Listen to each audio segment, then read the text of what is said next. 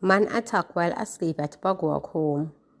A 41-year-old construction worker remains hospitalized in serious condition after being shot by unknown assailants early Sunday morning while asleep at his home in Bagwalk, St. Catherine. It is reported that around 4:10 a.m., the man was in bed when he was awoken by loud explosions. He then realized that he had injuries to his head, back, and one of his legs. He ran from his dwelling and sought refuge and later summoned the police. The victim was assisted to the Linstead Public Hospital where he was admitted in serious condition. The Bagwalk police are probing the incident. 2 charged for murder, robbery of Portmore fisherman. 2 St. Catherine men have been charged for the shooting, death, and robbery of a fisherman at his home in Portmore. Charged with murder, possession of a prohibited weapon, unauthorized possession of ammunition, and robbery with aggravation are 45-year-old taxi driver and mason Renardo Blackwood of Southborough, Portmore, and 33-year-old mechanic O'Shane Thomas of Pinnock Close in Caymanas, also in Portmore. Killed was 35-year-old Tidane Meatley, a fisherman also of a Pigeon Court address. Reports from the Portmore police are that about 9 p.m. on Tuesday, June 18, Tidane was at home in Portmore when he was awakened and told that the men were stealing his boat. He went outside to check and was greeted by a black man, Thomas, and 4 other accomplices. They opened gunfire at him, hitting him multiple times before escaping in his boat. The police were summoned, and on their arrival, Tidane was seen lying in a pool of blood with gunshot wounds to the head and upper body. He was transferred to hospital where he was pronounced dead. Following an investigation, Blackman and Thomas were taken into custody and subsequently charged. A court date is being finalized for both men. Jamaica under hurricane watch as Beryl approaches. Hurricane watch was issued to Jamaica at 10 a.m. Monday as Hurricane Beryl barreled towards the Caribbean. The Meteorological Service of Jamaica Mid-Service announced the advisory via social media, noting that the update means that the country could start experiencing conditions associated with the hurricane within the next 48 hours.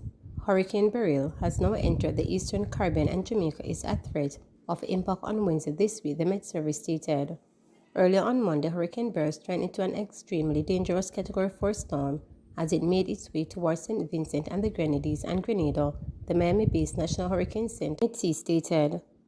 In the latest bulletin, the NHC said the hurricane hunted aircraft data indicated that the storm had strengthened and that life-threatening winds and storm surge are expected to begin affecting the Windward Islands Monday morning. The hurricane, the first name for the 2024 Atlantic hurricane season, is packing maximum sustained winds of 130 miles per hour and is moving forward at a speed of 20 mph. This morning, the government of Jamaica has taken the position to issue a hurricane watch for the island. This means that hurricane conditions pose a threat to the island within 48 hours. The hurricane watch will be in effect from 10 o'clock and it will be made public by the National Hurricane Center of the United States at that time, indicating that the position has been taken by the government of Jamaica. Former Labour Minister employed to be sentenced on July 31. A former employee of the Ministry of Labour and Social Security is to be sentenced on July 31 after pleading guilty to charges relating to larceny as a servant and money laundering. 35-year-old Alverina Campbell pleaded guilty in the Kingston and St. Andrew Parish Court last Wednesday. In a statement, the Major Organised Crime and Anti-Corruption Agency MOCA said Campbell was arrested and charged in 2022 following an investigation which was prompted by a 2018 internal audit at the ministry. The audit had revealed several irregularities within the Public Assistance Department, which is responsible for reviewing applications and dispersing aid under the Rehabilitation Program. According to MOCA, the audit revealed that between January 2014 and November 2017, Campbell exploited her position to illegally obtain a total of $807,500. The funds were reportedly used to cover Campbell's tuition fees at the University of the Commonwealth Caribbean and her son's tuition fees at the Micro Foundation. MOCA's Director of Communications, Major Basil Garrett, says the development underscored the serious consequences of corruption and other illegal activities in the public sector. He is imploring Jamaicans to continue to report to MOCA about fraud, corruption, and organized crime. I think it also highlights the diligent efforts of our law enforcement agencies investigating and prosecuting corrupt individuals We always like to encourage the public to report corruption or other illegal activities that they may see happening, specifically in the public sector, and by encouraging them to call the Mocha Tip line at 888 Mocha Tip and providing information to us. Holness urges citizens to report scammers and crime syndicates. Prime Minister Andrew Holness is urging citizens to report scammers and crime syndicates to the police when they are identified in communities. He says security strategies targeting gangsters have disrupted their operations, leading them to seek relocation through short-term rentals. Mr. Holness urged residents to notify the police if they notice strange persons moving into their communities. He was delivering the keynote address at the St. Andrew South District Consultative Committee Conference held at the Pembroke Hall High School in St. Andrew. The Director General of MOCA pointed out that because our strategy of controlling spaces have worked very well, the scammers and other criminals are no longer feeling safe in the communities in which they used to operate. I can make here a point that country wouldn't immediately see, but the strategies that we have put in place for Spanish Town, for example.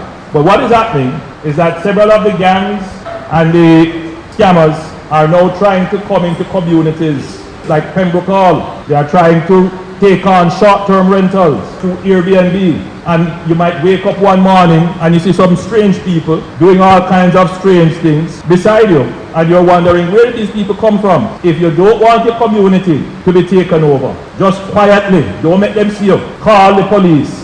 Don't allow them to feel comfortable in your community. The greatest power you have is to make them uncomfortable. Yala St. Thomas residents fearful of flooding due to highway. Amid the country bracing for the passage of Hurricane Beryl, some residents of Yala St. Thomas are fearful of flooding arising from water runoff from the recently constructed Paul Boga Highway. They say for several months now, their front yards have been turned into pool whenever it rains because the highway is much higher than their premises. The residents have complained that when the highway was being built, there was no plan put in place for the water to flow from their premises. They are concerned about flooding arising from the impending hurricane. Now that Hurricane Beryl is a threat to Jamaica, I just feel fearful because I know many homes in my community are going to be flooded out. We are happy for the new highway, but proper drainage were not in place to put them to prevent our yard from being flooded when it rains. As one can see, the roadway is built up much higher than our premises, and there is no way for the water to run out of the premises when it rains, a very concerned resident stated. Another resident pointed to water, which was sitting at the entrance of the Dunley-Burke Lane, and said when it rains, that lane is turned into a huge pond, and residents have great difficulties accessing their homes. A woman recounted that when her 16-year-old daughter was to sit exam in May, her front yard was flooded because it had rained in the night. The water in the front of the yard was waist high, and a male relative had to lift her on his shoulder to the highway so that she could go to school to do her exam. We did not have flooding in our yards before the highway was built, and it is very traumatic for us to enter and exit our homes when it rains heavily, she stated. When contacted, Member of Parliament of St. Thomas Western, James Robertson, said these are issues which have to be addressed. Robertson, in reference to the South Coast Highway, said the Paul Bogle Highway from Harbour View to Portland and Morant Bay to Cedar Valley have transformed the east. However, he said, there are many teething pains, all of which are now in the hands of the Internal Consulate and the National Works Agency. These infrastructural projects have not yet been completed and handed over to the government of Jamaica, he added. Please remember to subscribe, like, share, and click the notification bell for daily updates.